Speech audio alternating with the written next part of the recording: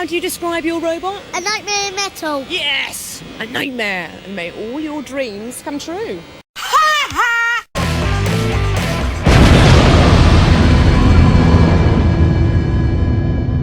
Hey guys, man, it's 9132, and I'm the Rewards Guru. Fewer things sum up the term disappointing better than Bigger Brother's Series 4 run. The successor to Big Brother, a semi-decent semi-finalist, Bigger Brother debuted in Series 4, seeded 14th, and it was a vast improvement over its predecessor. It was quick, manoeuvrable, and armed with a CO2-powered flipper, clearly inspired by that series' defending champion, Chaos 2. With these upgrades, it looked like Joe Watts and Dad Ian were set to make another semi-final, but alas, it was not to be. In its Heat semi-final battle against Bulldog Breed 2, part of its flipper ram snapped, causing CO2 to leak out of the robot, meaning they couldn't self-right when flipped. Bugger. I honestly feel bad for this incarnation of the machine. Everyone is quick to dump on it, saying it was rubbish, but I disagree. In its first round fight, it had no issues flipping over the 160 kilo Claude Hopper. How many other flippers at the time could flip that much? Other than Chaos 2 and perhaps Thermidor, no one as far as I can tell. And despite its early exit in the main competition, it performed exceptionally well in the Tag Team Terror Special, giving Exterminator one hell of a fight and even doing so much damage to Firestorm that it hindered them in the final. And its speed and agility allowed it to place joint 5th in the Pinball Warrior tournament, which isn't too bad considering the 4 robots that placed higher than it. Overall, I think Bigger Brother this series was a solid robot that got served a tough break. Either that or Tony Summerfield tampered with the robot. He did admit to helping them fix it before the fight after all. It is, yes. Just helped him mend his robot. Have you? Yeah, just helped him mend it. Oh, he's such a cutie, isn't he? Yeah, I wish we hadn't now. Yeah, sure you did, Tony. Did you accidentally slip and break the flipper ram? I bet you did, you little scoundrel. Seriously though, this early and unlucky exit has left many people, and by many people I of course mean myself, wondering how well Bigger Brother would have done had this little snafu not happened. And I'm here to find out. So the first question, as always, is would it have even beaten Bulldog Breed 2? After all, Bulldog Breed was a solid machine this series, armed with a pretty decent flipper for the time. I suspect many would say that Bulldog would win this one, but I have my doubts. At the end of the day, I'm trying to see how well Bigger Brother would have done if its flipper was working in this battle, and as we saw in its previously mentioned clash with Exterminator, when working, the flipper was a very effective Shremek. With that said, I can't see Bigger Brother losing here. Yes, Bulldog Breed has a wider flipper giving it more surface area to use, but it also has a high ground clearance and exposed side. Bigger Brother was happy to take advantage of these weaknesses on other robots such as Hammer and Tong, Exterminator, and Scorpion. Like I said previously, it had no issues flipping Claude Hopper, which was 160 kilos, so surely the 80 kilo Bulldog Breed would be no issue to flip. And when looking back at Bulldog Breed lost to Stinger, you can see it gets flipped over briefly by Sakidalot.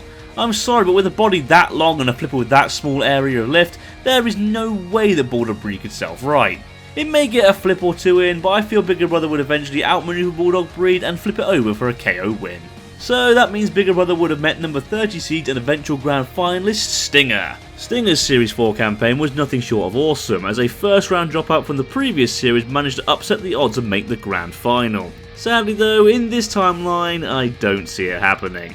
Don't get me wrong, it would be a super close fight, and I did almost consider saying Stinger would win this one, but then I remembered its fight with Thermidor in Extreme 1. Oh, and Behemoth was there apparently as well.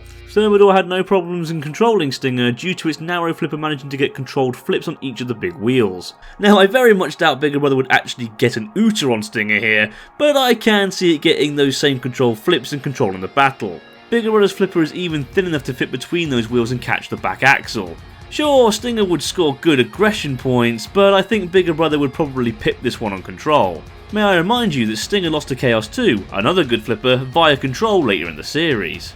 It sucks to have to do this, but sadly I don't see Stinger winning this one. Sorry darling. And with that, Bigger Brother makes it to a second consecutive semi-final, where it would face Mousetrap.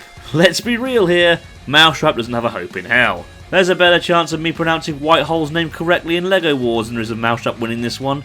I'm not sure if Mousetrap could self-right this series, but even if it could, Bigger Brother isn't losing this one. It could easily flip Mousetrap over and over again until it inevitably breaks down. Easy KO win here.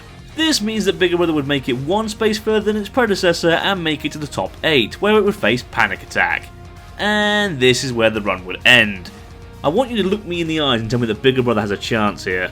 Panic Attack's forks are long enough to get underneath Bigger Brother whilst keeping its flipper at bay, and there's no way Bigger Brother can get underneath those side skirts.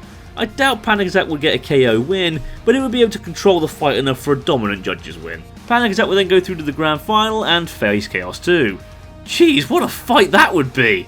It's amazing that in 7 series and 2 Extreme series, we never got this fight. This would be a close fight, but I'm backing Chaos 2 here. Its Stream Mech was more efficient and more reliable. Despite having a Stream Mech, Panic Attack didn't like being flipped, as Firestorm was happy to point out several times. This means Panic Attack would take third due to Hypnodisc being too damaged to fight it, and Chaos 2 would beat Pussycat as it did in reality. At this point I would usually move on to the following series such as Extreme and Series 5 and see how they were affected, but being honest, there's so much speculation I don't think I can. For example, in Extreme 1 it is likely that Bigger Brother would be entered into the All-Star tournament due to it being a 2-time semi-finalist at this point. However, I can't guarantee it would be selected because Spawn Again, another 2-time semi-finalist at this point, wasn't selected to be in the All-Stars tournament because producers. Series 5 is even more difficult because the seeds would be changed quite a bit. Stinger was seeded 5th in reality, but in this timeline, would it even be seeded? Panic Attack would be seeded higher than 6th too. These changes mean many seeds would move around, and that changes most of the heats. I'm not even sure what seed Bigger Brother would get. Its success rate mirrors that of Wild Thing, making both the round of 16 in Series 3 and the round of 8 in Series 4, so maybe it would be seeded around the 8 to 10 area, but I'm honestly not sure. Overall, if I were to cover Extreme 1 or Series 5, there would be way too much speculation and it would be way too long of a video. So, I'm not going to. Though I may reconsider this at a later date.